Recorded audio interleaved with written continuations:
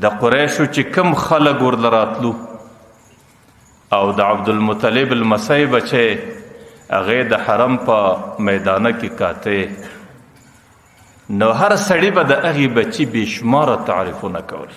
هغې به د هغه بچي د حسن ډېر صفت کوی چې الله څومره حسن ورکړی دی. هغې به د هغې بچي د کمالاتو ډېر صفت کوی چې الله تعالی څومره د کمالاتو نښانې کیږي دي. هغې به د هغه بچي د انواراتو دستي صفت کوی چې الله تعالی څومره نوراني بچی پیدا کړی دی.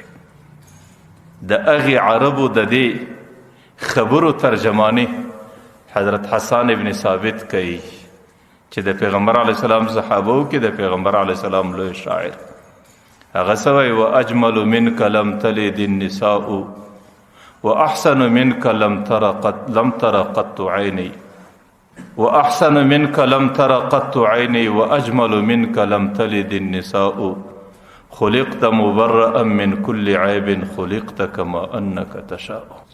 د پیغمبر علیه السلام په باره کې هغه دا وایي چې ای محمد ستا غوندې ښایسته انسان د دنیا کې د روح سترګو نه دی لیدلی، ستا غوندې ښایسته بچی د دنیا ته د روح مور نه دی راوړی.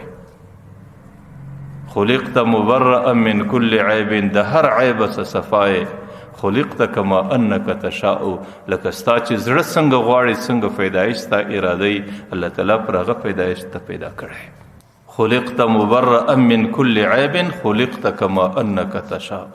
مضت الدهور وما اتینا بمثله ولقد اتا فعجزنا عن نظرائه.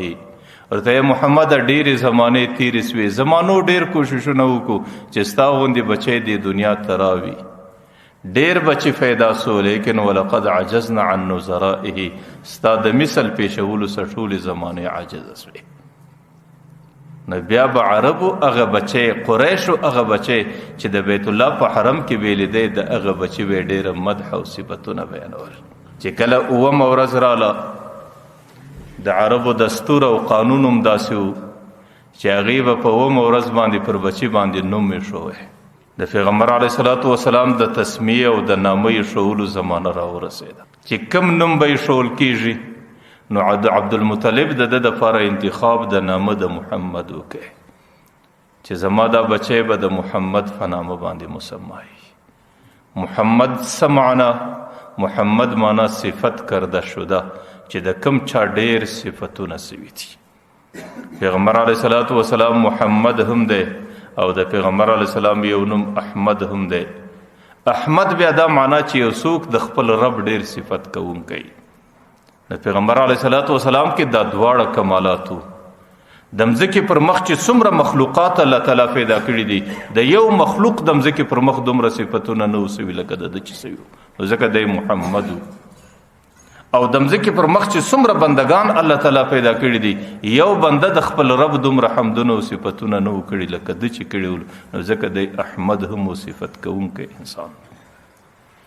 عبدالمطلب باندې دستي خپلې قبیلې اعتراض وکړي چې دا شان بچی خو ستا په ټوله قبیله کې دغه نوم په تاسو کې رواج نه و، دا دې څنګه نوم پر دې بچي باندې کښېښوی؟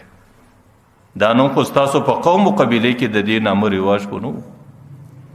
دی څه ورته ووایي انی لارجو ان یحمد فی السماوات والارض، زه د خپل بچي نوم محمد ایږدم او زما دا تمه او امید چې د دې بچي به په اسمانو کې هم حمدونه بیانېږي، د دې بچي به په مځکو کې هم حمدونه بیانېږي، د دې بچي به په شرق و په غرب په جنوب و شمال په دې ټولو سرزمین د مځکې باندې به انسانیت د دې حمدونه او صفتونه بیانوي. ځکه دې ورځ باندې د پیغمبر علیه السلام نوم محمد کښېښول. بعضو روایاتو کې راځي چې د دې نامه د ایښولو یو بله وجه هم وله. هغه وجه دا وله چې د ده د پیدایش څخه مخکې د ده نیکه عبدالمطلب خوب ویني چې الله تعالی د هغې د پشته سا د هغې د ملا سه یو زنځیر پیدا کړي. هغه زنځیر چې د هغې د پشته سه جلا سو، هغه زنځیر 4 سره پیدا کړو.